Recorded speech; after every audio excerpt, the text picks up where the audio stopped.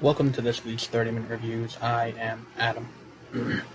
So, as you may have heard on Twitter, I am sick. I'm waiting results on a COVID test. So I decided to put together a greatest hits episode of what movies came out and were number one this week in the past. So I got a few cool ones. We're going to start out with Jurassic World from the episode Jurassic World in the Contest from November 12th, 2015. I would take a listen. There are a few things that we're kind of wrong about in here, not about the movie itself, but speculating in the future. If you listen to the full episode in the beginning, we have a few fun, incorrect things as well. So enjoy. So we're gonna move on to Jurassic World. Woo! You've seen Jurassic World, right? Yes. Okay. I'm offended. That's a pretty valid question, considering how the podcast has been going. You don't have a winning record with seeing the movies. You know that I've seen it. I know. I love it. Yeah, so don't ask me questions like that. Shut your face. Okay. As a fan of Jurassic Park, I know you're just like, are you going like, okay, moving on? Jurassic Park is it sometimes rotates to my favorite movie, but Jurassic Park is always in my top 3 favorite movies. I fucking love it. I don't think I've seen any movie more than Jurassic World. I was excited, and it paid off for me, and I fucking loved it. Second favorite Jurassic Park. Yes, it's my favorite Jurassic Park sequel.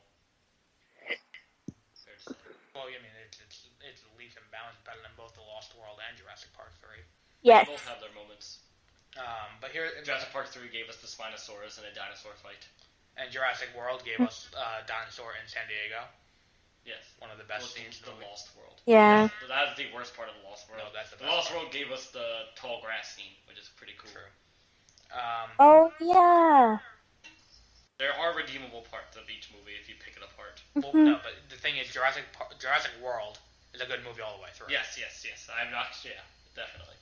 So it is hands down the best of the sequels. But I have heard criticism of Jurassic World that it is literally a remake of Jurassic Park, and I will take that into consideration because when we're doing a commentary on Jurassic World, right? We are doing a commentary on Jurassic World. I'll point out how this movie does mirror Jurassic Park in many ways with how the plot is pushed along. Yeah.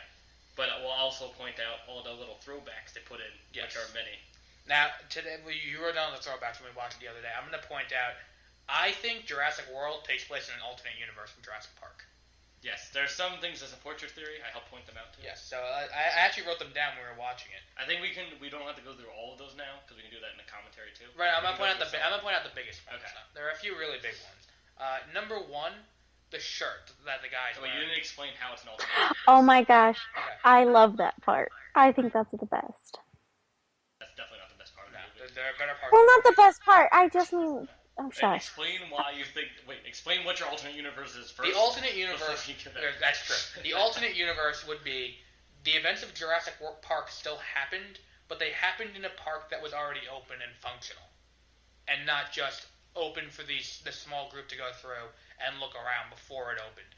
The park was open, and everything was functional. People were going to the park and visiting and that kind of stuff. There are two really big ones. Number one, it's the fact that people are bored of dinosaurs in this movie, even though it's not only illustrated. There's a lot of... Exactly. Yeah. There's a lot of... People are bored of dinosaurs, you know. You see everyone loving the dinosaurs. Exactly. Everyone's, all over the dinosaurs. Like, if you had, they have the big scene where it's, everyone at that big, thing with the Mosasauruses. Yeah. And, they don't, no one's on their... if you just had that happen and everyone's on their phones, that would illustrate that point. But, no, everyone's really into it and, this is really cool. But people would be bored of dinosaurs if the park was open since 94. Mm-hmm. Because then you have 20 years of people going to the park, and then it's not that big a deal by the time 2015 comes around. The other really big thing is the shirt that the guy's wearing in the control room, and it's number one, how would they get the shirt? Mm-hmm. And number two, how would mint condition editions of the shirt exist? As he says. And there was a whole bunch of other little things, the fact that the kid from Iron Man 3 who's in the movie knows all the dinosaurs that were in the park at opening when that was covered up. Yeah, because in the Lost World in the beginning, they all talk about how the confidentiality agreements, how they covered everything up, except for Dr. Malcolm talking a little bit. But exactly. He wouldn't have known every dinosaur and shit like that. Exactly. And then, like, there was the fact that Hammond gave Masrani the park when Hammond was voted out. Yeah, he got voted out of the board, so he had zero power, but he still gave them in the park, and InGen, apparently. Right. And then the other really big one, they referenced that the structures failed. Like, it was just like what happened the first time. The structures failed to keep the dinosaurs in. That's not what happened in Jurassic World. You mean Jurassic Park? Jurassic Park. Jurassic Park, what happened was you had Newman fucking the whole thing. No, but they didn't know that, so it seemed like they failed. I don't know. I still think it's. But if you're gonna go as strict as they are with everyone, I think if it's not an alternate universe, you can just say the movie. The way I described that after I saw it the first time was the movie is contingent on your knowledge that there is a movie called Jurassic Park, not that you know what happened in Jurassic Park. I'll be playing devil's advocate to your alternative universe. Yeah, watch the commentary. When we do the commentary for it. Let's see. And the other thing I said when we first saw it is you can have Chris Pratt sitting in front of the screen in a chair for the first 2/3 of the movie, and then he goes, "Well, here comes the dinosaur fight," and you cut to the dinosaur fight, and I would be perfectly okay with that because seeing the T-Rex fight the Indominus Rex made my inner 6-year-old come out, and that's really all it takes to impress him in a summer movie. Seeing this movie in the movie theater, I did tear up both times. I saw it twice. Yeah, like this movie. This movie warranted seeing. It had a great emotional impact on me.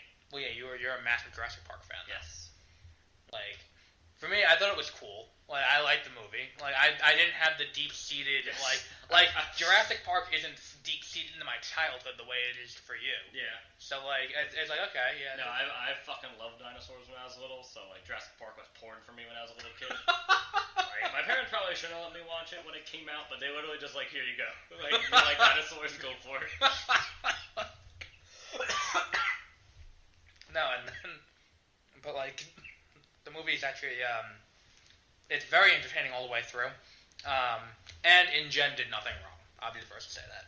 Yeah, we can. Yeah, InGen literally, like in other movies, InGen actually is kind of evil because they're trying to do shit, like bad shit.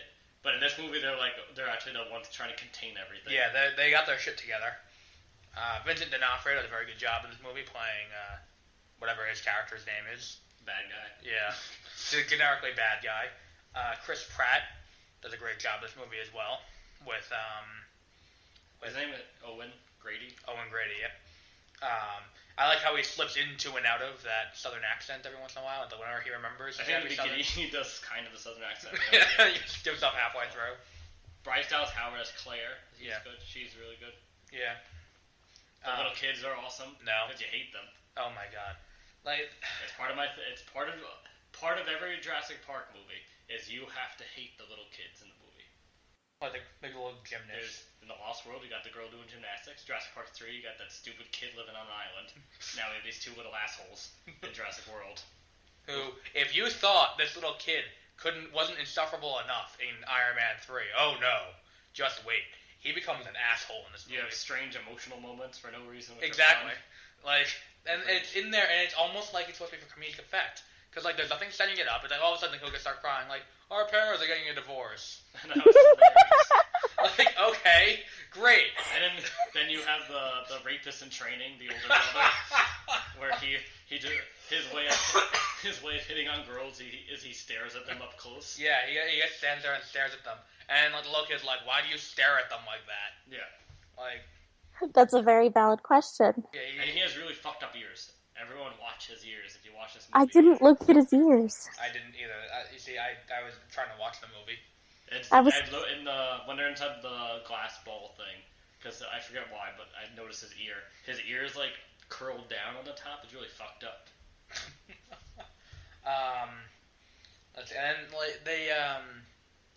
Every scene, they did a very good job making the kids unlikable. If that's really what you think they were going for. Yes, as part of Jurassic Park. You got in the first one. You got the girl calling herself. He's like, "You're a computer nerd," and she's like, "I'm not a computer nerd. I'm a hacker." And she's just opening and closing she's opening files. Then you got the kid reading a book. God damn it. but they're fun. Love them. Those are the least annoying kids of Jurassic Park universe. Right, because they actually have character, and they do. They're not shit. the kid. They're actually doing shit. Because in every movie after, they're filling the slot in the survival movie of the kid. Actually, in the book of The Lost World, the kids are actually pretty good. Because, but I think it would have been too similar, because one of the kids is a computer hacker, but it's a different kid. But this one, he actually does shit, because they're on the other island, and he has to, like, open up the computer program. Like, he has to start running the computers to make the island work. It's like Five Nights at Freddy-esque, because he has to watch cameras. Thanks. I think that's really, like, what else do we want to say about it? We got B.D. Wong, Dr. Henry Wu. He's more, I liked what they did, because he's much more like his character in the book in this, because in the book, what's his name? I can do this. God damn it. Dr. Ian Malcolm? No. Who's the... Hammond, yes. Hammond goes to him and, like, gets him to quit his, like, professorship at a college, because he's like, these people are holding you back. Like, I'll let you do whatever research you want, no matter, like, what your ethics are. And Dr. Wu's just like, fuck yeah, I want to do fucking illegal shit. And this is your life's dream. Yeah. So then that's when they, like... So him being, like, the more business-minded, like, I'm going to do whatever the fuck I want and not tell Jin what I'm doing. Yeah. It's much more like his character in the book. Right. And he sets up a sequel very nicely. Yeah. That was cool when they went in and they had, like, all the different dinosaurs, like, the dinosaur hybrids. Yeah. Now, let's see. Is there anything else? I don't want to bring up I don't want to harp on the little kid anymore. Yeah, there's that time period from, like, the middle of the day when the pterodons attacked to the end of the day when they go to the raptor enclosure. That's completely unaccounted for. Yeah. Oh, it's also kind of weird, the Indominus Rex itself, because unlike the other movies, like, the other movies focus on a lot that the dinosaurs, like, aren't evil. They're just acting like dinosaurs. So, like, you don't really hate the dinosaurs. That's why it's, like, okay to root for the dinosaurs while they're killing people. No. Because they're just kind of doing what they're doing. Well, I always root for the dinosaurs.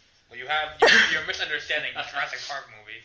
No, it's supposed to be like they're just dinosaurs. They can do whatever they want. Right, because it's man versus nature. Yeah, but it's not. But in this movie, the Indominus Rex is just an asshole. Like, literally the entire movie, the Indominus Rex is just like, I'm gonna fucking ruin everyone's day. Like, especially when they get the helicopter, because the helicopter literally, like, the helicopter flies by, and the Indominus Rex looks at the helicopter, and is just like, I'm gonna fucking destroy the helicopter. Because that's when he runs into, or she runs into the pterodactyl atrium, and it's just like, go fuck that thing up. But I do really like how they talked about how, it was because of his, like, social upbringing. Like, he was stuck in a place by himself, and that's why he's a dick. And I was like, oh, that's kind of neat, And, like, he's figuring out where he lies in the food chain or whatever. I thought that was cool. That is what would happen if you, like, put it in isolation and put it next to any other animal. Would kill it, like what it does to the other animals. But I don't think it would actively seek out to destroy things. Yeah. It's killing for sport.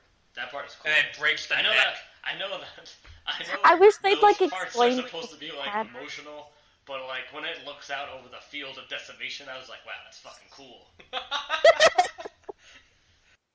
Look at all those fucking dead dinosaurs. Yeah.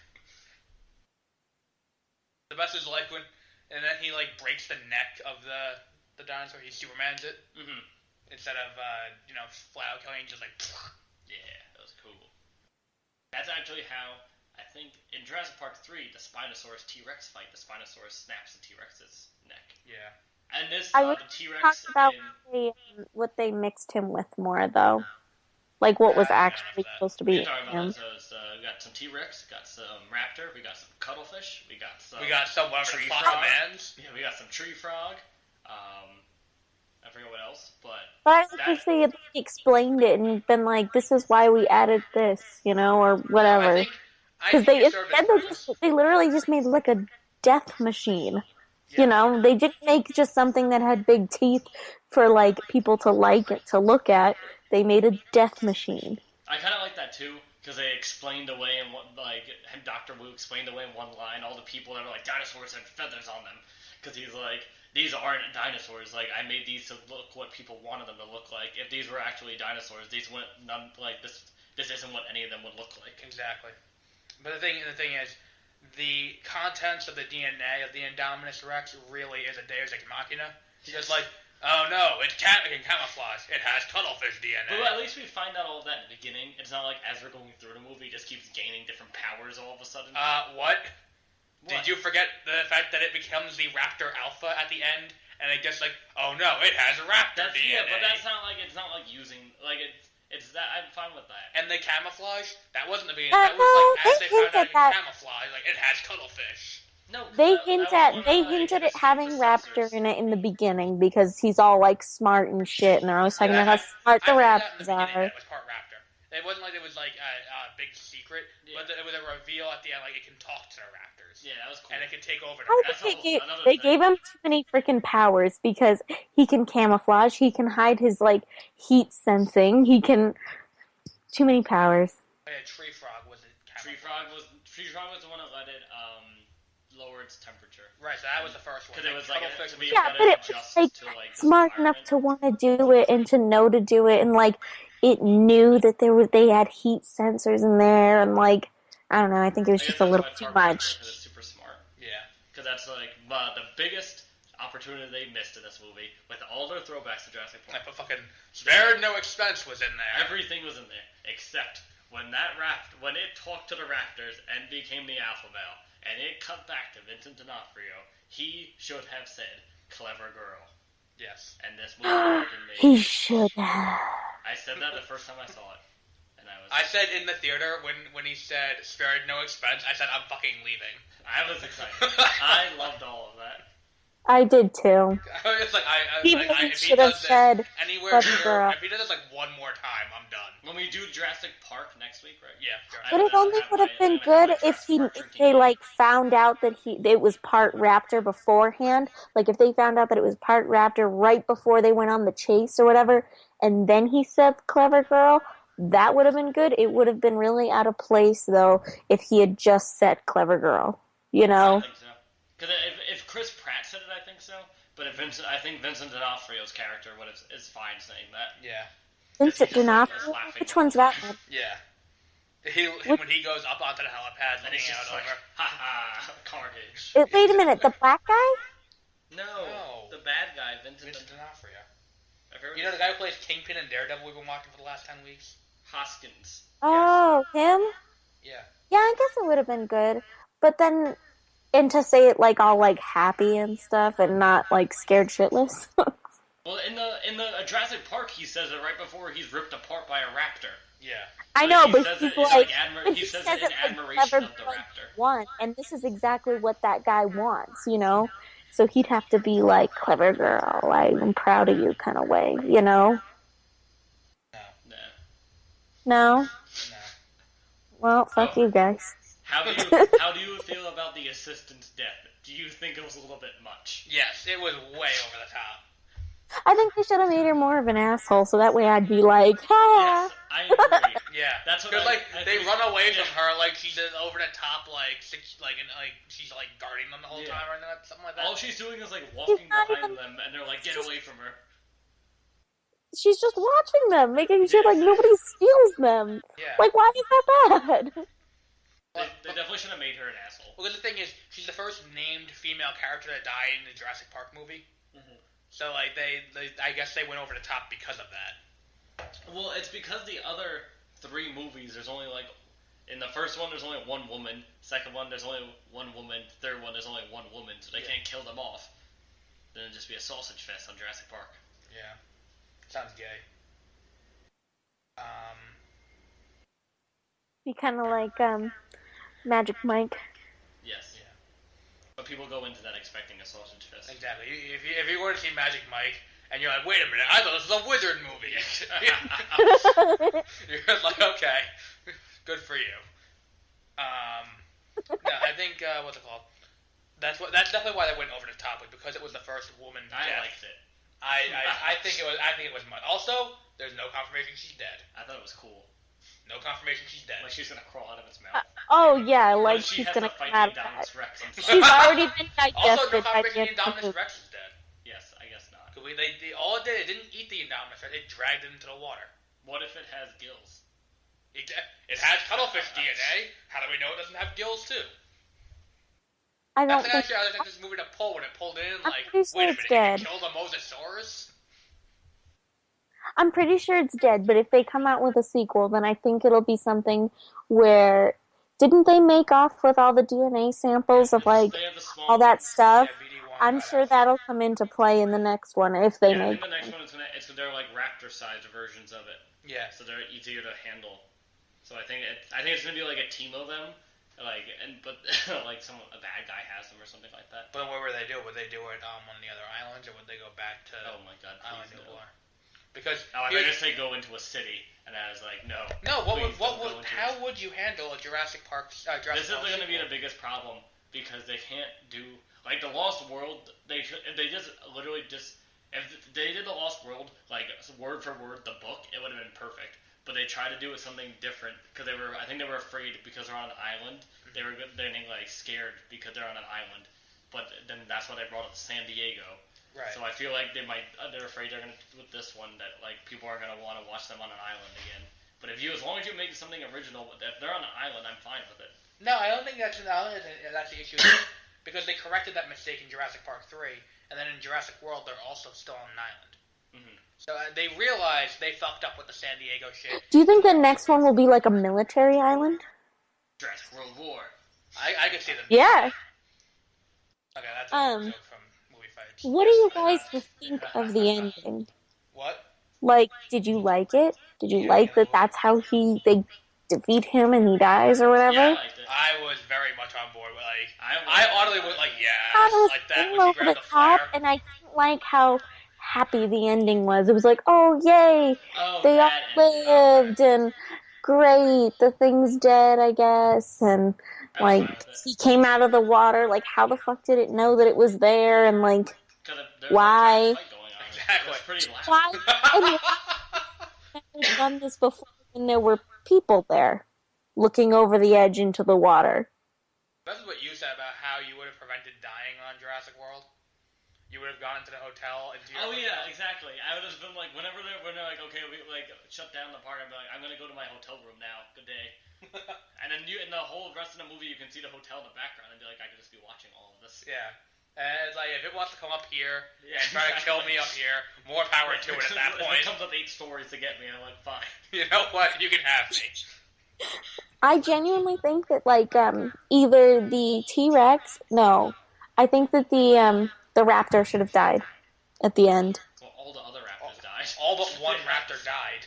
I know. I did he should have been dragged into the water. Well, we got thrown into the fire. Yeah.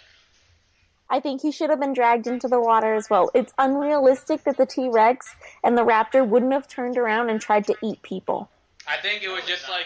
I think what happened was the T-Rex was just like, alright, you helped me. Next time we encounter, you will be dead. Good day to you. The raptor knows them. The T-Rex has been on that ship before. It's been enough. It's not gonna like just want to kill them for nothing. It's not hungry. Yeah, the T-Rex is not a modified beast that's not antisocial. It is the T-Rex in Jurassic Park. Yes, it is the exact same T-Rex. Are you like mad that in Jurassic Park the T-Rex didn't like turn around and try to eat all of them when he like crashed through the building? At the end of Jurassic Park, they're surrounded by raptors, and the T-Rex saves them. Because he was preoccupied and stuff, and they made their escape. At the very end, they just walk off. Yeah, because he's just like, okay, we're done now. Yeah. The T-Rex is like all he's like beat the shit up. Exactly. Like, the T-Rex is like half dead. Like that was another part. If the T-Rex died, I was gonna cry. Like I was close to crying at that part too when the T-Rex almost died. It was sad. You're dumb. No, I think that one of them should have died, either the T-Rex or the raptor, or both actually. 3 other raptors and died. then it would have made sense. And a lot of other people died too. Sense for them to just be able to walk away unscathed at the very end. Like, that doesn't make sense. Unscathed, they got the shit beat out of them. I mean the people, not the I don't think raptors. They got like they fell a lot. The kid's fanny pack got hit. Yeah. Dallas Bryce Howard bathed in shit in that deleted scene. Yeah, that was a really good deleted scene. I don't know why they cut that. That would have been another that's another I common have seen Jurassic the Park deleted trope. scene. Shit. Yes. Yeah, we watched the deleted scenes, and like all of them are bad. Like they're not bad; they're just not needed. They're just pointless. Like, why were they even filmed? They should have been deleted scenes, but one of them was really good. Was when they stumble upon a pile of shit, and then Chris Pratt puts it on his arms. He's like, "You should do this," and then she like rubs shit all over herself and gets it on her face. It's really funny. Someone jerked off to that scene. Yeah, definitely. But it also doesn't make sense because why would they want to smell unless that they know it's the Indominus Rex's pile of shit?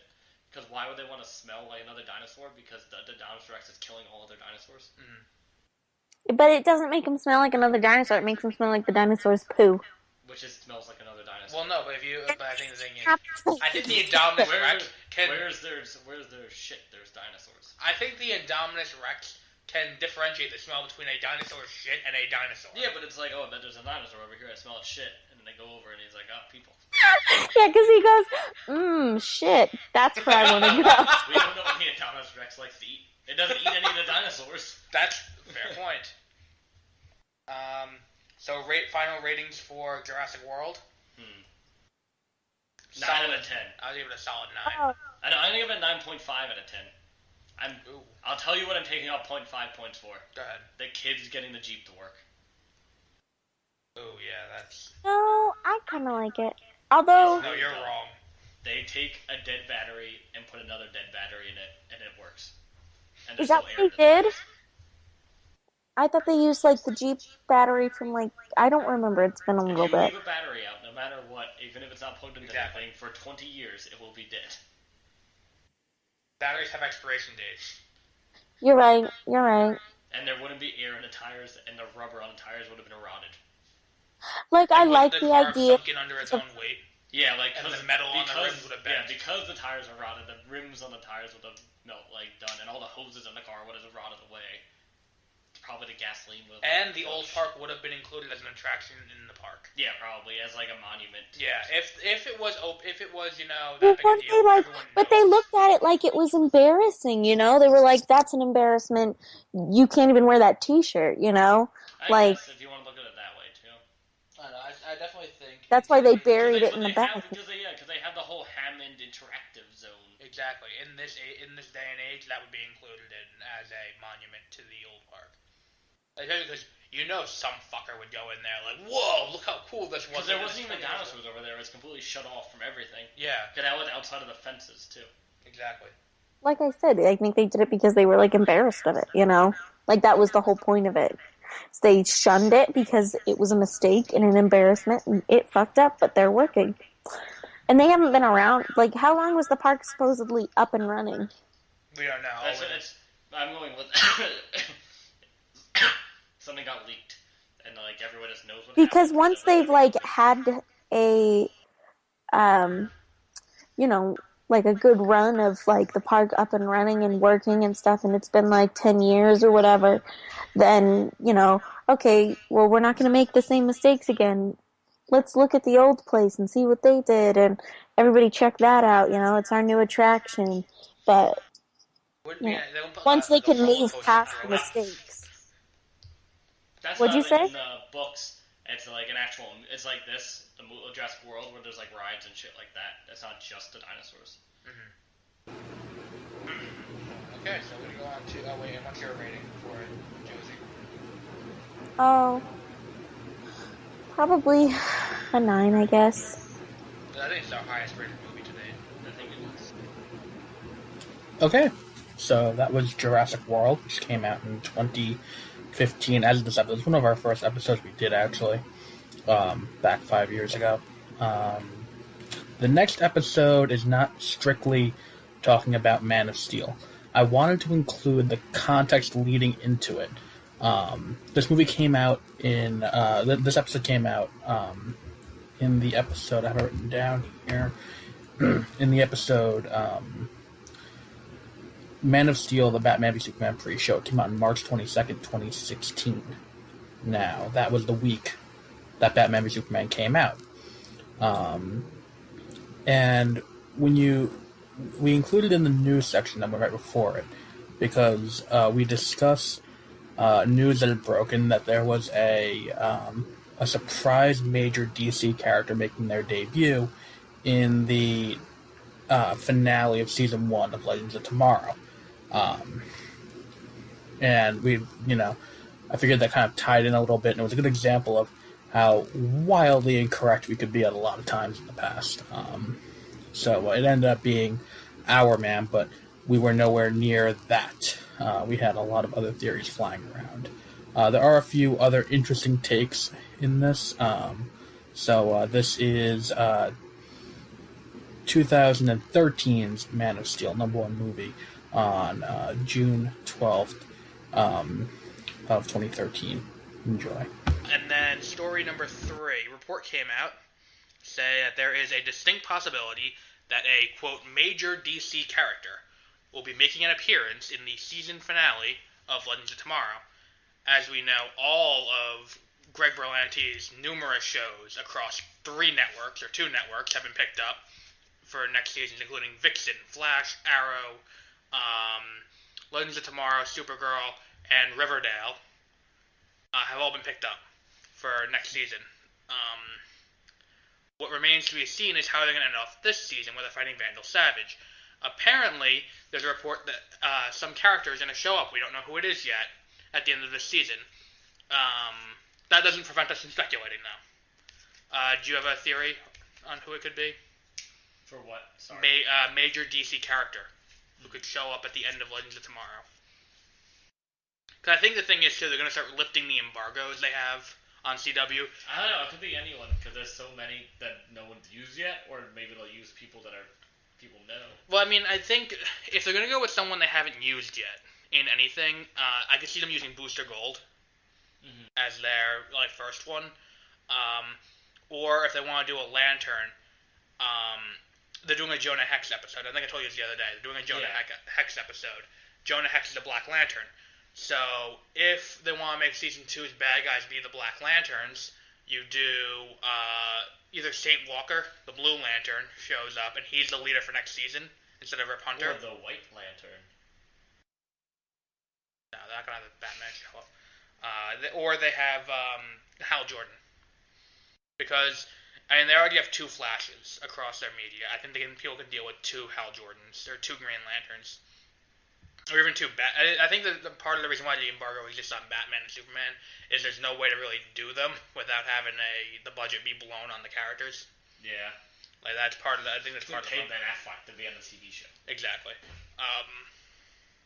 Speaking of what, did you hear Zack Snyder confirmed that all the live action and Vixen, Vixen? It's the animated show on the CW about the character Vixen, who ties into Arrow and Flash. Oh. So it's in the same continuity as Arrow and Flash and Legends of Tomorrow. All of those shows are in the same multiverse. It's kind of like the opposite of Joss Whedon, who just refuses to acknowledge that anything else happens. Well, the thing is, too, you don't have to acknowledge it. Yeah. Because they're not going to acknowledge it because it's in a different universe. But they are going to. What we have so far, we know Earth 1 is the CW shows. Uh-huh. Earth 2 is an alternate version of the CW shows, where Oliver Queen's dad is the Green Arrow, Barry Allen is in the Flash, Jay Garrick's the Flash, and it looks kind of retro future, that kind of style. And then Earth 3, I'm going to assume they're going to go with the normal conventions and have Earth 3 be Bizarro, because that's just how it works in DC. Yeah. No matter what multiverse they've done, and there are multiple multiverses in DC, every single one of them, Earth 3 is Bizarro. Earth 4, Supergirl. Gotham is its own universe. Or they can just hide into Supergirl, if they really wanted to.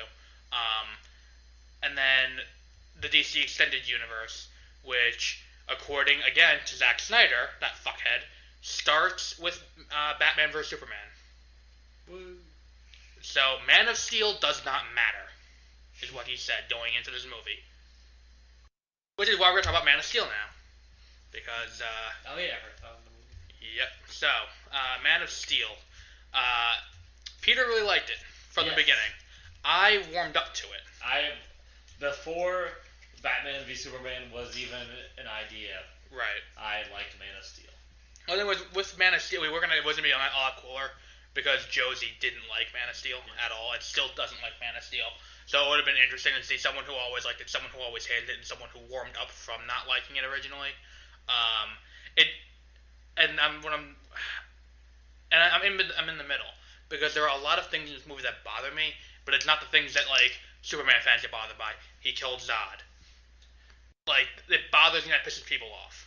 Yeah, it's like it's a movie. People need that too. People's problem with how many people like fake people died in the movie. Like right, yeah. Well, calm the fuck. My thing with this too is people who say this are huge fans of the Richard Donner Superman usually, and it's like Superman wouldn't kill the bad guy. Like, he didn't kill Lex Luthor. He killed Zod in Superman 2. Like he straight up murdered Zod in Superman 2. Like. And that wasn't. It was his first day, which is the excuse that people give. Like it was his first day, why he didn't save people? Yeah, exactly. He has no idea what's going on. Like and he did still save people. Yes, he saved a lot of people. Yeah, which people don't ignore. He saved the whole world, also. Yeah, you're welcome. Yeah. But like, my problem with the movie is the narrative flow. Yeah, I guess that's my problem too. That's my biggest problem with it, and that. To an extent, makes the movie's entire second act unwatchable. Mm-hmm. Because, and then there are a few other things that really are just choices I would have made, and you know, I don't like Zack Snyder's style of filmmaking to begin with, because it's pompous for the sake of seeming more deep than he actually is. It works for Watchmen. Because Watchmen, it doesn't really work. It doesn't really work for Superman. Because Superman's supposed to be like the beacon of hope and like more happy. Yeah. Well, the thing is too with Watchmen, you have more leeway on that because they're not well-known characters, so you can. It's supposed to be very dark and exactly, and you can loosely adapt it. This Superman movie, Superman's meant to be the ideal man, and I listened to Fat Man on Batman. Mark Bernardin has said multiple times the best way to make Superman interesting is to acknowledge the fact that he's omnipotent but not omnipresent. Because then he knows everything that's happening, but he can't stop everything. That's kind of like in Dark Knight when he only can save one person. Yes, but that's what. So that's why it's such a good. That's one of the reasons why it's such a good movie. But like I cut. Well, what do you know? But I think the entire middle of this movie has very weird way of telling the story.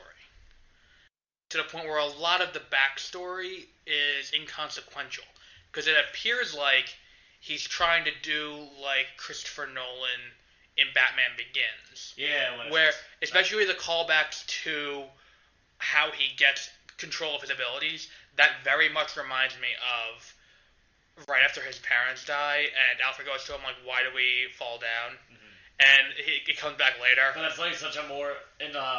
Batman Begins, it works so much better on an emotional level. Yeah. Because it's something that like phrase, it's something people can relate to. Exactly. Like, no one can relate to being able to see through people and like hearing too much. Yeah. And the other thing with that scene is there's a few other problems with that scene. Like, one, how is this the first time his powers manifested? Like, he's supposed to always have these powers based on, you know, if it's Earth's radiation, then, you know, this, that, and the other thing, which really is neither here nor there when it comes to the story itself. But then the thing is, like we said when we did Batman Begins last week, there's, like, the cuts in Batman Begins, when it cuts to the present, are interesting, and things are happening. And it's very fluid. Exactly. This is a sudden jolt, where it's like, okay, so now Krypton's destroyed, now we're on Earth, and we see him on a fishing boat. And then, I like how you're saying, like, when it does cut, it's like, who really cares? Exactly. Like, okay, and the thing is, too, a lot of people had a problem with Pa Kent saying, don't save me, or Pa Kent saying, let all the kids drown. Which, to an extent, it makes sense. In the Bible Belt, that would not go over well. And it's not that, and they actually do that when the woman's like, it was an act of God, blah, blah, blah. Yeah. And it's not like, and they do good, like, I think development with that subplot, where it's not just him randomly saying it, like he explains his thought process. Exactly. It's not just like, no, don't save people, and then I just think of being an asshole. And it like ends up like being, that's a good emotional moment when he has to let him die. Yeah. Like that was like, and that wasn't my biggest problem. Like, and there are a few other things. Like, and then after all of this happens, then it very suddenly cuts to Zod coming, and then from then on, it just weirdly paced from then on. Yeah, I think it would have worked better if they. I'm fine with I guess all the developmental things. Mm-hmm. But I feel like if they just told it straight exactly across. Like the story aspects are fine. All the elements are there, but it's like you dropped your cue cards on the way to pitch the story, and you just picked them all up at once, and then you just read them off as you went. And it's like, okay, Krypton, now he's on a fishing boat. Now he's a kid. Now he's on an oil rig. Now he's at a bar. Yeah. And he quits. Yeah, it's like now he's a kid again. Now he's an adult. Now he's back to being a little kid again for another scene. Like, cause that was at a place too, where it's like the scene with Pa Kent dying is not the last flashback. There's one more flashback after that. Like, and it's farther back than Pa Kent dying. I liked the Krypton. That was cool. Yeah, Cause that the was dicks. That was, yes. But it was Kurt Russell, not Kurt Russell. Russell Crowe. Yes. Russell Crowe was. I thought Russell Crowe was really cool. Mm-hmm. Like that was a really cool fight scene and battle on Krypton to show the end of Krypton. Yeah. I'm fine with that. That it just should have gone straight through him as a child growing up and letting Pa Kent die. Then it should have just been. We could have had him less wandering. Yeah, we didn't need that much wandering around. They kind of almost set up. I think it would have worked better actually if the whole him doing. Like Lois Lane trying to investigate him, like going back through his past. Like it might have. If that was disjointed, it would have worked better. I think if you had all that stuff happening in the chronologically, then you have her getting saved by him, like it did, like that happened. When they go to the Fortress of Solitude or whatever, and then she goes and interviews everyone and finds out, and then they go to a grave and that. Right. Then from the time Zod comes. The movie is simultaneously very fast-paced and very slow-moving. I don't know how the fuck Zack Snyder managed to do that. I want to pat him on the back for that.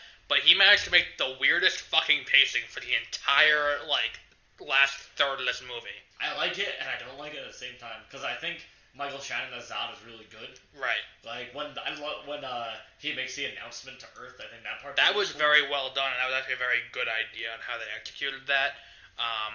But, what's it called? It's like, okay, so Zod makes his announcement, then Superman goes to the military base, then Superman goes up to the spaceship with Lois Lane, then Lois Lane gets the Codex, I think, and then, which, like the Tesseract, never defined what it actually does. It's a genetic thing. But it's actually I've seen this movie 4 times. But it's actually, inside Superman or something like that. So then it's like they go back to Earth, then Feora and... Yeah, it is inside Superman, because then they go back, because then Zod goes to the ship with Russell Crowe by himself. And he's like, I'm going to take it from your child's ashes or something. Yeah. Then, Feora and that monolith thing that's not is it a person? What? That other thing? It's Feora and the other one in the product placement fight in Smallville. Yeah, that's a guy. That fucking monstrosity guy, then there's that huge fight in Smallville. Then they go from there... They go back to space, and we see Zod do things.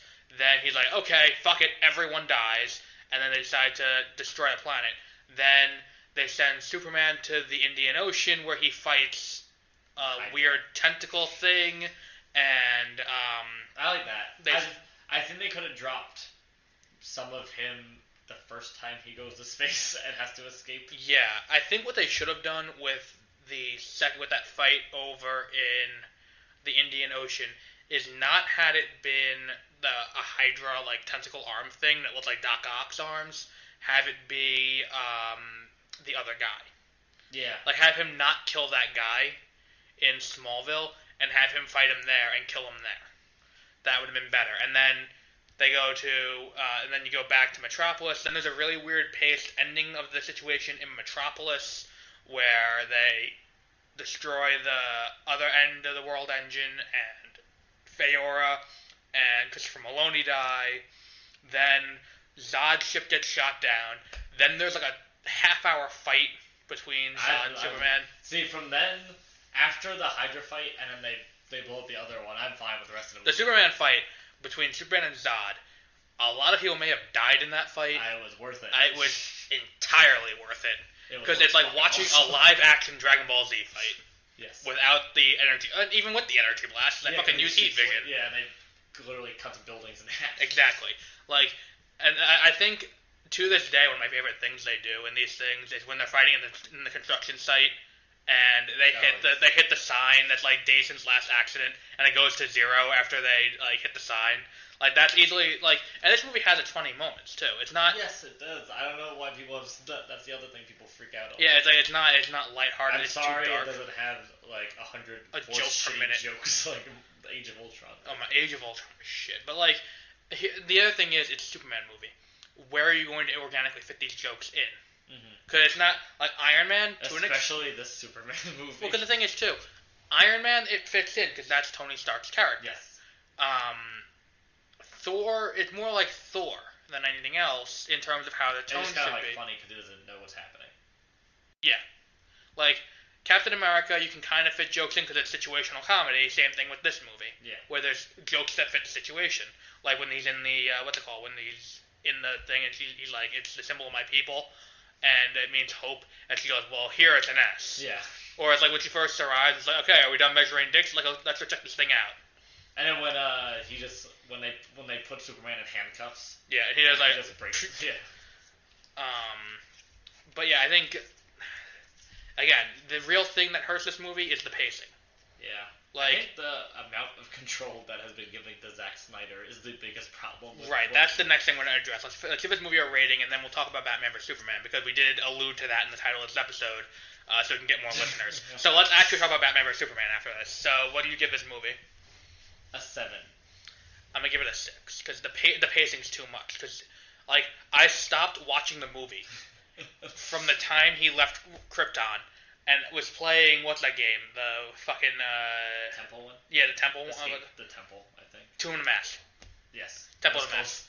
I played that for the entire second act of the movie and missed nothing of value. So I'm gonna give it a 6.5. Batman vs Superman, which comes out Thursday or Friday. We will have our review up by midnight. We are going to have our review up as people are going into the theater I don't understand to watch the movie. How for some reason the opening theater market allows us to do this. Yeah, this is going to be amazing because we are going to be so ahead of the loop. We're going to be like on top. Yeah, we're seeing this at 9:40. Yeah, well, it'll be on over Thursday. According to the calendar I have, it's done by 11:10, so we should have the review up by midnight. Like, definitely by midnight we'll have this review up. Now, that's not to say other people have already reviewed the movie, because the review embargo ended 4 hours ago. Not looking the best. Yeah. And has Metacritic put out something yet, or is it just... I was just about to check. Because Rotten Tomatoes has... I mean, and the other thing is, too... still no Metacritic. Since I last checked Rotten Tomatoes, it's gone down another percent. My Big Fat Greek Wedding 2 is at 20%, so that's hanging steady over there. Yeah, out of 42, it's at 39%. This is not good. Like, it's not even, like, mixed. Like, Thor the Dark World was mixed. That was at 60. And, like, Iron Man 2 was mixed. That was at 60. This is just negative. Like, Newsday. Overlong, underdeveloped, and almost entirely humorless. Batman v Superman Dawn of Justice may please die-hard fans by pitting two DC icons against each other. Everyone else may... Oh, okay. And let me continue. Here's the other thing with these reviews. I'm going to go with the same mentality that I went into Ant-Man with. The reviews mean nothing. Because Ant-Man's score was low. Ant-Man was... I can't even say the best Phase 2 movie because Winter Soldier and Guardians of the Galaxy were better. But it's in the top 3. Because it's better than Iron Man 3, leagues better than Age of Ultron, and substantially better than Thor the Dark World. But these reviews seem to have something in common. Everyone else may wait for the next Marvel movie. That's Newsday. It hurdles not with kinetic momentum of Mad Max Fury Road, nor the comparatively spry skip of a Marvel movie. That's Associated Press. Like, these things are all comparing the Marvel movies in the same way the Ant-Man reviews were all saying, well, it could have been better if it was directed by, not Peyton Reed, who was supposed to direct it, Edgar Wright. Yeah. Like, you can't take off points for that. Same thing with this. You can't take off points for the Marvel movies existing. Like, yes, we knew it was not going to be the same tone going into it, because if you saw Man of Steel, you knew the tone. Hell, if you even saw Batman Begins or any of the Dark Knight trilogy, those don't have the same tone as the Marvel movies. Because Batman is considerably darker than any Marvel movie. Like, Daredevil, like, even wouldn't have, if they made Daredevil as a movie, that wouldn't have the same tone. Like, they made, what's it called? Anything like that. So, granted, 38 is still low, and the average review is a 5.4, which is also not good. That's not gonna stop us from seeing it, because I've been looking forward to this movie anyway. Because, I mean, it's still gonna be passable, I think, at the very least.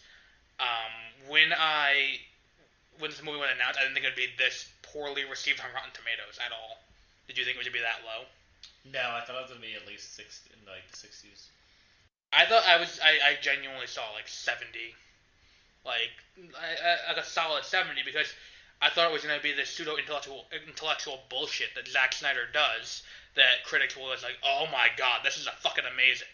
Like, I thought he would have learned from his mistakes in Man of Steel, but apparently not. Like, and it's scary. This guy is the Kevin Feige for the DC Extended Universe. Mm-hmm. Like, if this movie bombs, you have to detach him from Justice League. Yeah, definitely. You can't keep him on. If this movie not even bombs, not even bombs financially, because at this point it won't. Because it's on track for a $350 million opening weekend. It's going to bomb critically, and that's what's more important for this movie at this point, is how it does critically. Because the Marvel movies, while they may not be great movies, or even the best movies, they still are very well received critically. Yeah. At the very least, they, like, Winter Soldier 90, Guardians of the Galaxy 92, Age of Ultron was a 78, but even so, that's still certified fresh. Ant-Man 86, stuff like that. Aren't you impressed that I just rattled off the top of my head? You just memorize all these? I remembered Ant-Man at 86, and Age of Ultron at 78. But I guessed at the other two. I knew they were both in the low 90s. But, like, they need to... Who do you think they should get to replace Zack Snyder? Like, who, like, other than Christopher Nolan? And Christopher Nolan won't do it. Christopher Nolan's not going to do it. I don't think he should do it either, because I think it'll be... Zack Snyder's movies will leave a bad taste that you can't have a Christopher Nolan-style movie. Right. I think it will be too similar. I think you're going to need someone... I don't know, like Guillermo del Toro. He is apparently attached isn't he to Justice League? Justice League Dark. Or isn't that Benicio. George Miller? No, George Miller was attached briefly to Man of Steel 2. Oh, okay. Then leave Guillermo. That's where I remember Guillermo del Toro. Mel Gibson. No, I think what you're just looking at our DVD thing and just reading off people. I think what Tactics. Martin Scorsese. I think for this, what they should do, if they want to reclaim this and make it work, and like try to because at this point you need to it's a salvage operation. If this movie gets under 50, because the thing is, you can say, oh well, bring in a small director that hasn't done anything big yet. With what Marvel's doing with Ryan Coogler. Well, that's what happened with. See, here's the thing. Colin Trevorrow. Exactly. Marvel fucked DC a little bit, because who would you get to direct Cyborg? You obviously got a black director to direct Cyborg. Who do you get? Well, the thing is, you'd want a cheap person too, because Cyborg is not a guaranteed money bringer. They won't choose someone that's already successful and rich. They'll choose someone. They would pick Ryan Coogler. Mm-hmm. No, he's successful and rich, so okay. He doesn't count anymore. So, but I think here's what I think they should do. There's going to be a lot of people may have a problem with this. Capitals have clinched the Metropolitan Division. Fuck everything. What they should have done is get rid of Ezra Miller. Mm-hmm. This is how you salvage it. You get rid of Ezra Miller. You have Grant Gustin be the Flash in the movies too. and you bring in the TV shows. Hopefully, the writers from you bring in even fucking Mark Guggenheim. You bring him in for some fucking reason. Like, you bring in anyone from the television show because, like it or not, they know how to make a show that brings ratings and is still moderately well received. Even if it's not for the right reasons, it's still well received. But the Flash writers are doing a great job. The Legends of Tomorrow writers are doing a great job, and they know how to handle these characters. So you make the Flash movie be Flash versus the Rogues instead of doing Flashpoint. So what you do is now you already have all the Rogues cast. You have Heatwave, you have Captain Cold, you have the Trickster, Mark Hamill, you have Weather Wizard. Everyone's there. Not only that, they're all TV actors, so you can pay them next to nothing. They'll just be happy during the movie. Exactly. You have Greg Berlanti do the writing on it, and you have I don't care who directed, because if you have the people from the Flash and Legend Tomorrow do this, it will probably fix a good amount of your problems, and it will enough goodwill from people who have watched those shows will carry over, and the people who do those shows genuinely care about the characters. Yes. And they do a good job handling them, so they'll bring that over with them. And I think that's really the only thing you can do with the release slate as it is. Because at this point, you can't go and just axe movies. Because, okay, well, now they're stuck because the next movie they have is Suicide Squad. Which, now at this point, maybe that's not the best movie to have as your second movie. I think it's going to do well. Well, I think it's going to do well, but it's not... If you're looking at it from a standpoint of at this point you want a guaranteed movie that's gonna bring people in. So what they should have done is done Wonder Woman next. Yeah. They should have alternated the way Marvel's alternating sequel, new property, which is what they're doing. It's like Ant-Man, then Captain America. No, Ant-Man, Captain America. Yeah. Then Doctor Strange, then Guardians of the Galaxy, then Spider-Man, then Thor Ragnarok. They're alternating new shit, old shit, new shit, old shit. That's what they should have done. And then, Batman vs. Superman was going to be a little bit weird. We knew that because Zack Snyder was in charge. Wonder Woman, guaranteed asses in seats. Yes. Because... It's the first time ever. Exactly. First woman superhero. You're going to get people going to see that. Wonder Woman is a huge draw as a character. People will be afraid to give it bad reviews because it's a woman. Exactly. It's going to be the same thing with Black Panther. And Cyborg. Yes. And Captain Marvel. That was your next thing. Then you do Suicide Squad. Then you do and you hold off on Justice League at this point, because Justice League, it's way too soon after to do it in November of 2017 after this movie, because they really rushed into the release slate without thinking it over. Yeah. It seems like at this point, because they never accounted for the fact that there is a distinct possibility where any of these movies wouldn't be well received. And this chronology they came up with only works if every movie's a gem. Mm-hmm. Because Wonder Woman's the only lull you have in there. Yeah, I feel like all DC movies are going to cost a lot more than Marvel movies. Yeah. Well, the thing is, they're trying to bring in... They're trying to, Marvel already has the brand recognition and all that. So they can, at this point, they can start recasting. DC needs actors. Exactly. So they need to bring in Ben Affleck. They need to bring in Zack Snyder. Do you know Ben Affleck was originally chosen to direct Man of Steel?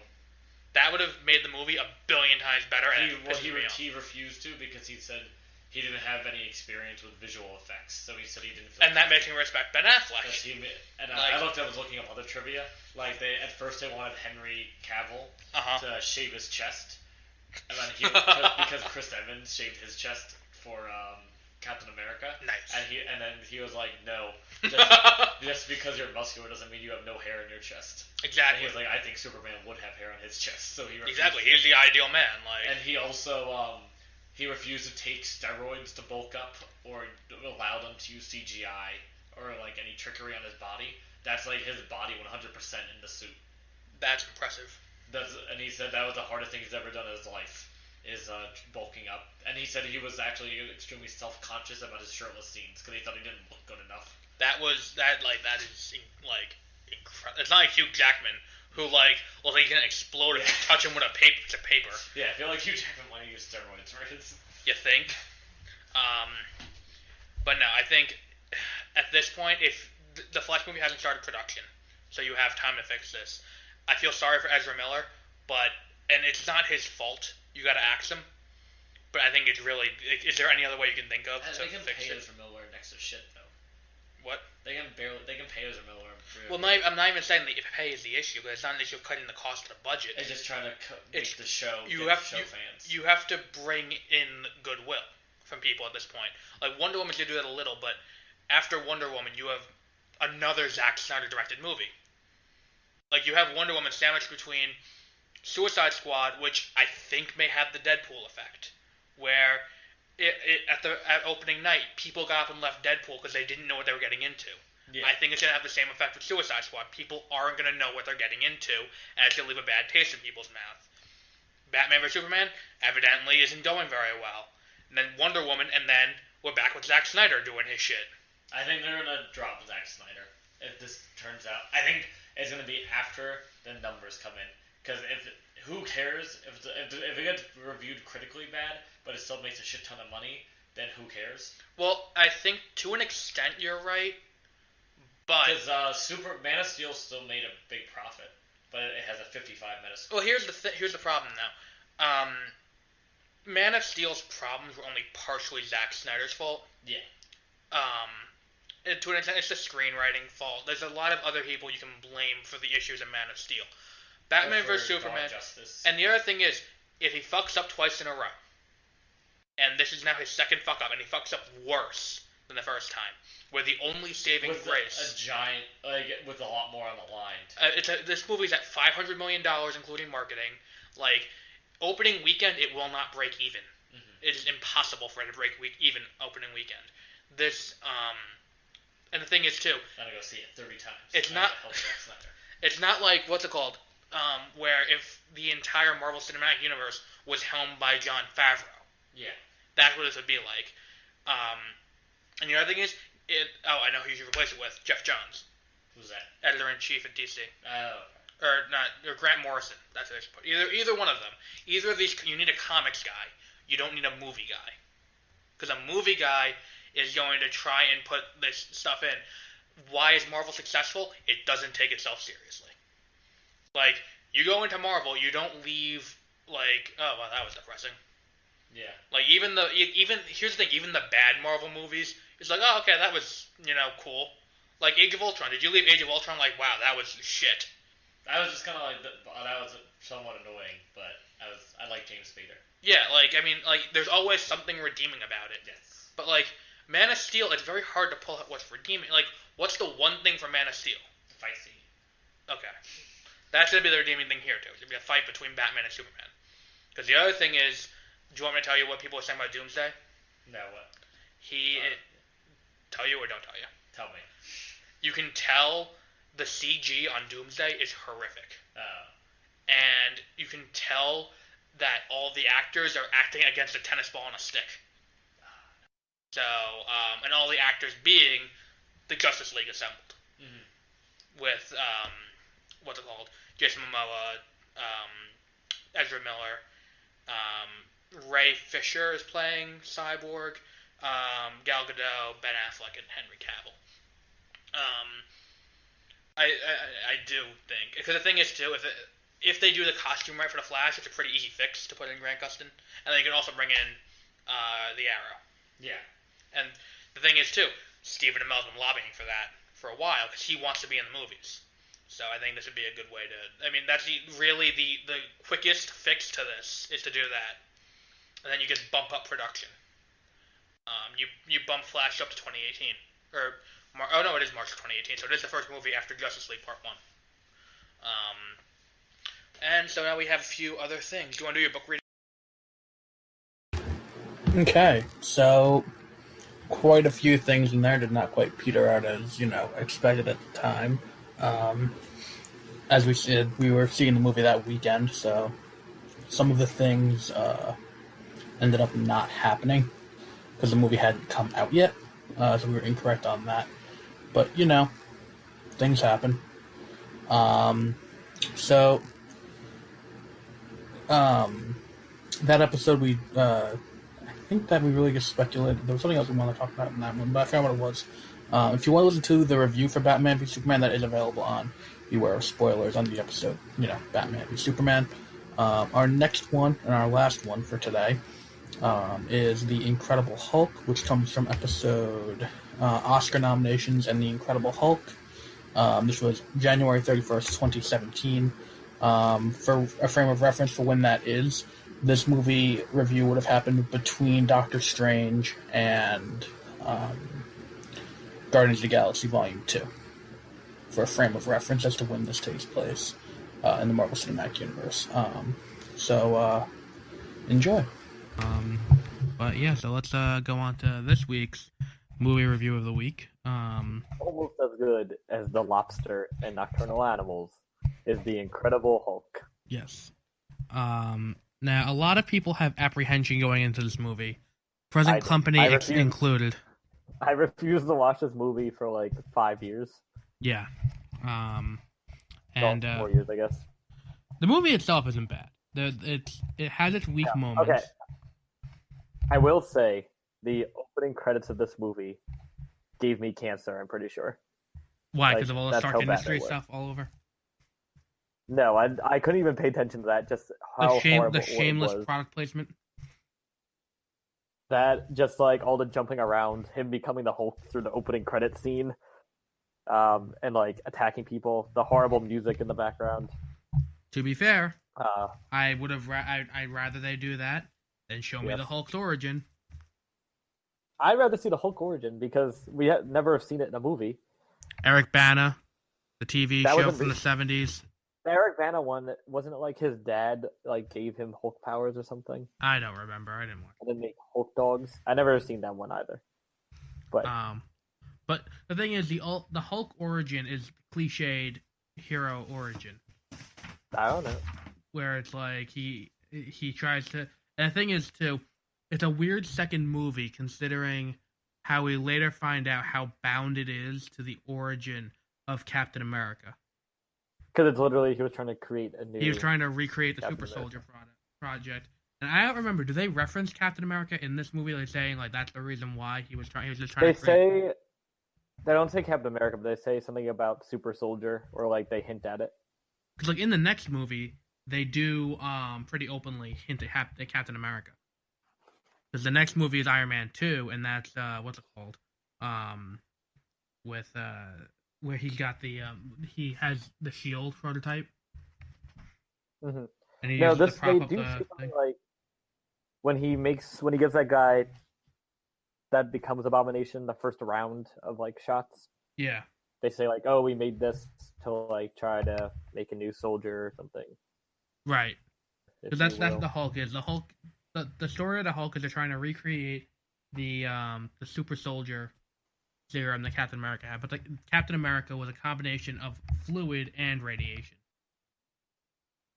That's something they don't really remember, is that for whatever reason, no one can recreate it in 70 years, but... Even though that seemed pretty easy in the movie. Yeah, exactly. It was fluid and the radiation were the two things that were required to get, to get Captain America's powers. So they're trying just straight radiation, and then it turns out that for whatever reason, the Hulk is created as a Mr. Hyde alternate persona to Bruce Banner. The original Hulk from like the comics looks just like Frankenstein.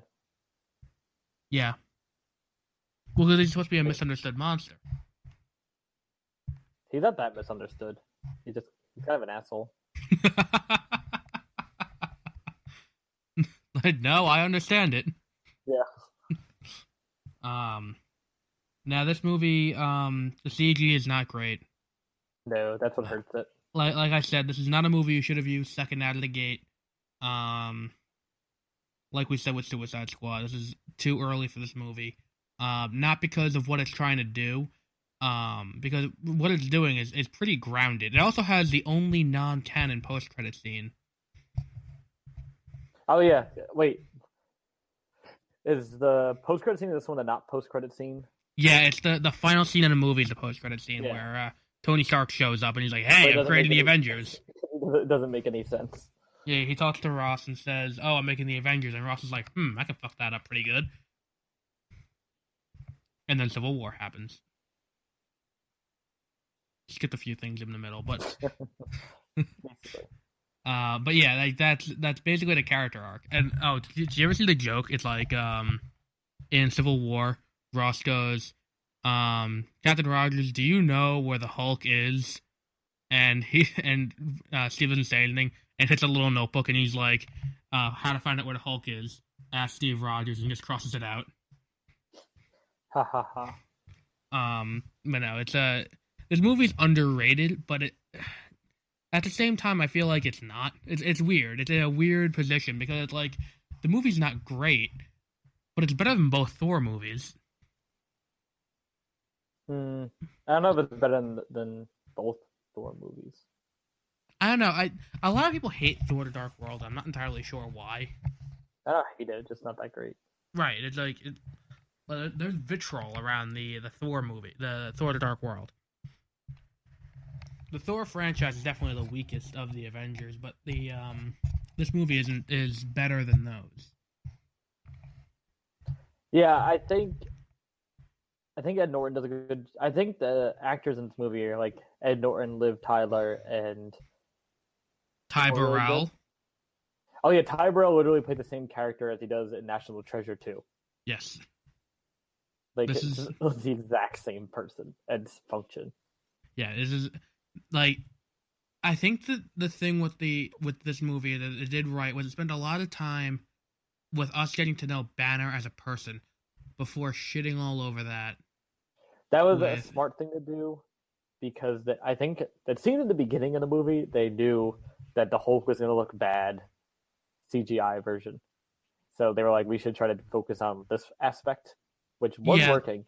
And the first Hulk battle it's very good because they hide the Hulk for most of it, and it was mostly practical effects of shit getting thrown around. Right. And it actually looked pretty good. And then the Hulk in the university looked bad. Yeah, that's the worst looking fight. Hulk versus Abomination. Hulk versus Abomination doesn't look as bad. I think it's dark, so it helps a little bit. Right. It's the same. It's the same reason why. Battle, it's the same reason why the CG. We're really not good at this. It's the same reason why the CGI in Batman v Superman looks pretty good. Is because it's hidden in the dark. You can't point. It's like saying like the airport fight in Captain America is like, oh, you can see how bad the CG is. Well, yeah, because it's all in daylight. When you put it behind a blue filter, it's harder to see that it's bad. Yeah, the university fight, he's just like standing in an open, brightly lit field. Right. It's also shitty because it just doesn't make any sense. Like, it just seemed that General whatever Stryker, No, not Stryker is from X-Men. Ross, yeah. Had just like a parking lot full of Jeeps or Hummers just waiting to like go because he's just like calling this and like 3 Hummers will just drive out of the woods and he's just like calling this and then more come out. It happens like 3 or 4 times. Yeah, I think he does. He's actually pretty good in that movie. William Hurt. He is good. I like you see more of his motivations of like what he wants to do, kind of. Well, because the thing is, in the comics. Oh no, not William. Thunderbolt Ross's whole thing is he created like the Suicide Squad of Marvel, the Thunderbolts, where it's like the Winter Soldier, the Abomination, and stuff like that, all team up under duress to kill something. Also, Abomination is weird because he can talk and like has more conscious thought. Yeah, and then I think Abomination like the Hulk turns back into that guy. No, he's stuck as the Abomination forever. Okay, I guess that's a fair trade-off. Shitty trade-off. He's not that strong. They almost featured the Abomination in what's it called? In Age of Ultron? War? No, Age of Ultron. They're gonna have instead of Hulkbuster versus a Hulk, I remember it was gonna be Hulk versus Abomination or Hulkbuster versus Abomination. Where it was gonna be they go to Antarctica first to release the Abomination and then bring him to South Africa. Who? Ultron and Quick Ass and Scarlet Witch. Is that where he is? Yeah, he's in a prison in Antarctica. So he's still alive. That would have been cooler. Because the CGI would have looked better, I guess. Well, I don't know how if it would look better. It would have looked about the same. Abomination versus Hulkbuster.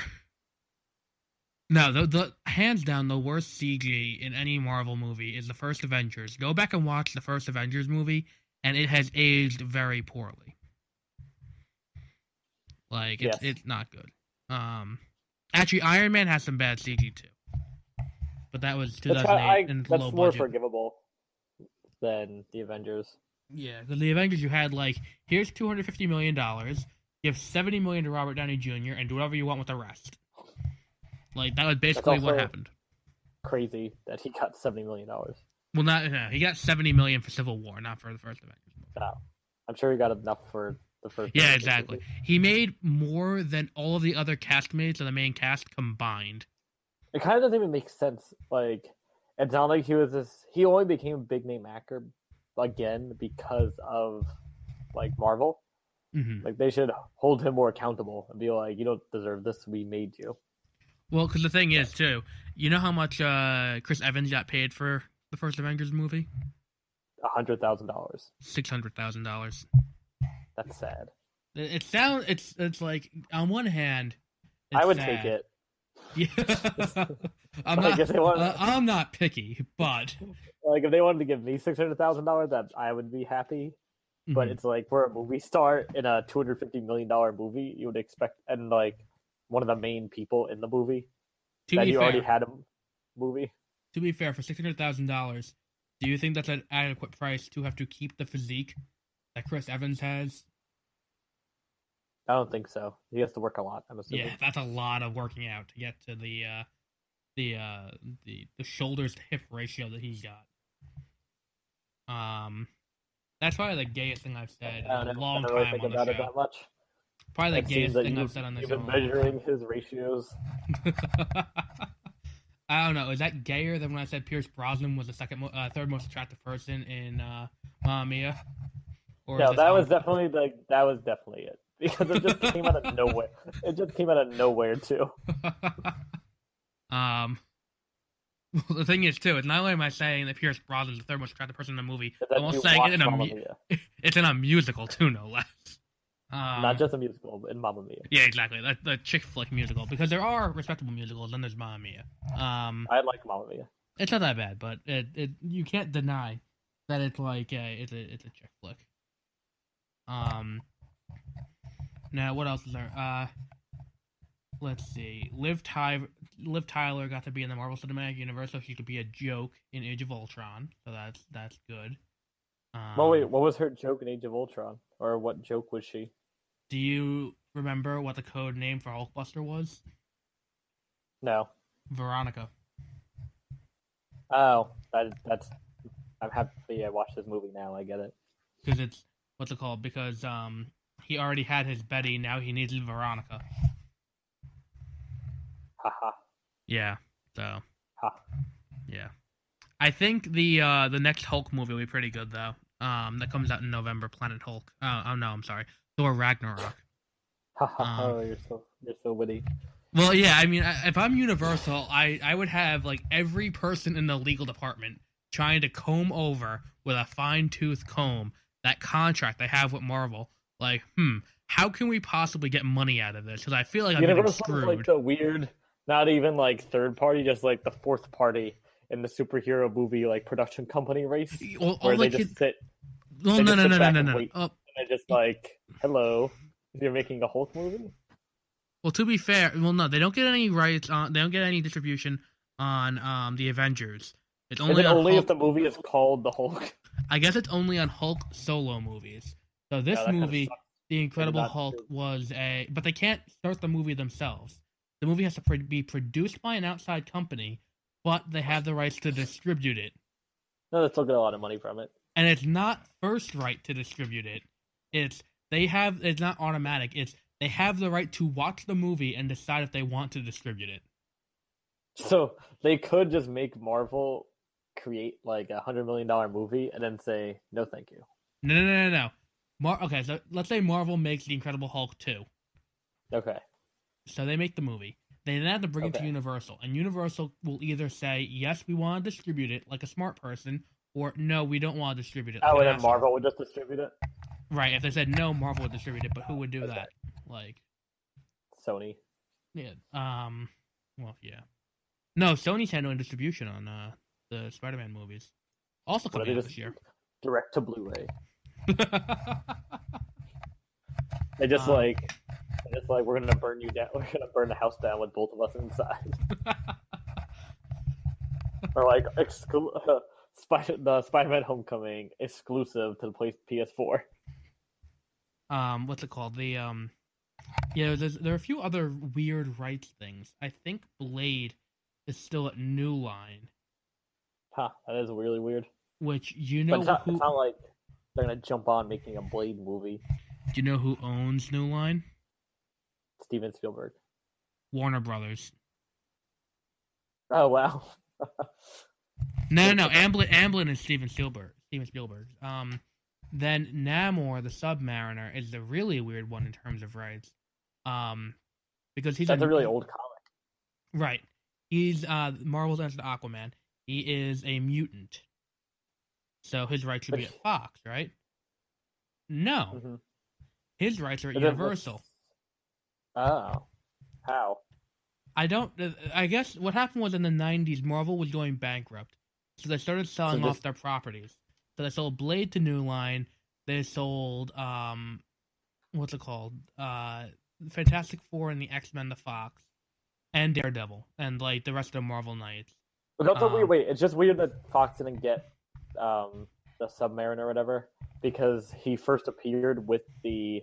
X-Men. He was in the first Marvel comic. No, with the... That was the first Marvel comic with the Human Torch fighting the Submariner. Oh. Ever, yeah. Well, they sold off the Submariner separate to Regency. Or no, to Universal. Then Universal just never made a movie. So I think the rule is that they would get back the rights, that like the rights would revert in the same way all the rest of them. If you don't make a movie for X amount of time, like every 10 years they shit out a Fantastic Four movie. Because they have to. Otherwise they lose the rights. You want to know another really weird comic history thing with Marvel? Sure. That's really quick. Groot was introduced in 1960. Yes. A year he was before the tree the person from Fantastic Four. Planet X, I think, or something like that.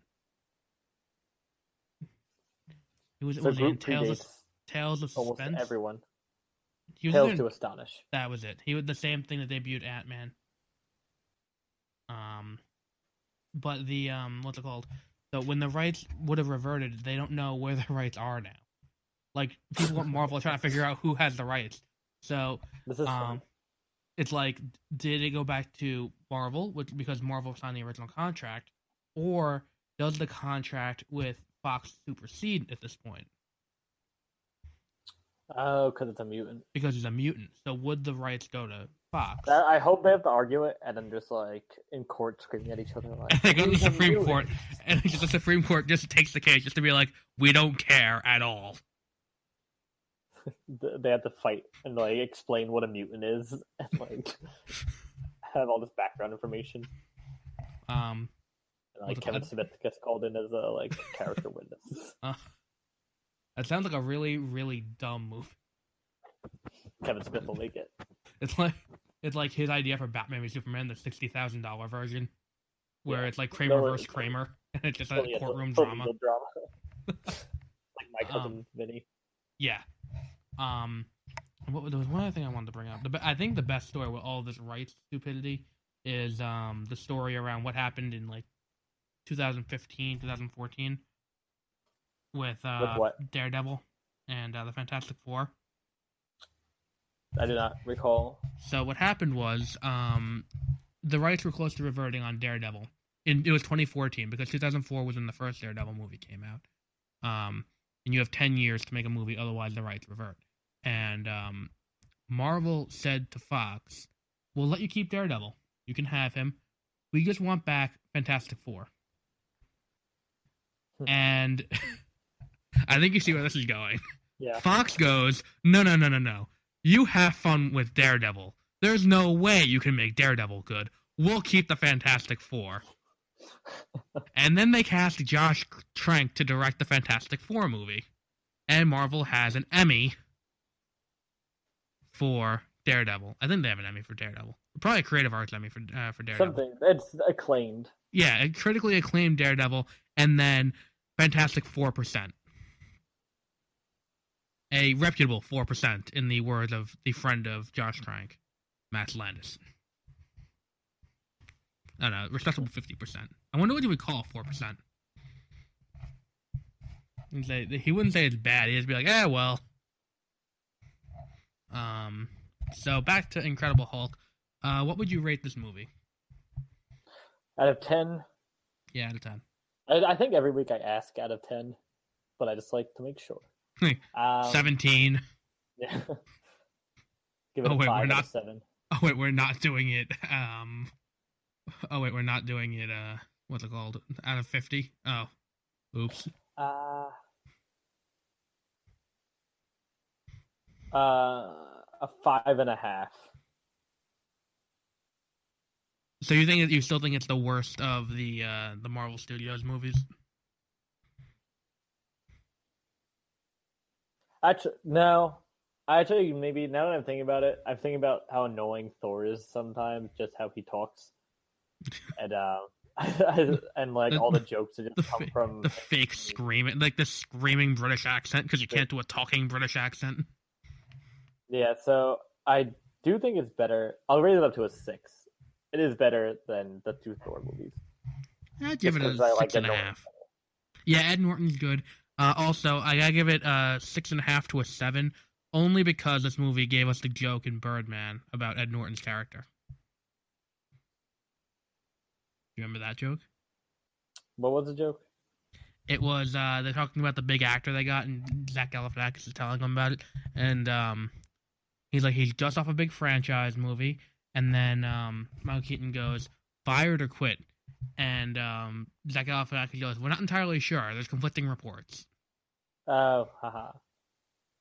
Because that is what happened. The rumor is they had to fire Ed Norton because his movie was not well received, and they already had Joss Whedon, who's got a big ego, who was working with Robert Downey Jr., who has an ego the size of a small moon, and they couldn't also have the ginormous ego of Edward Norton, because I think the budget would have just collapsed if that was the case.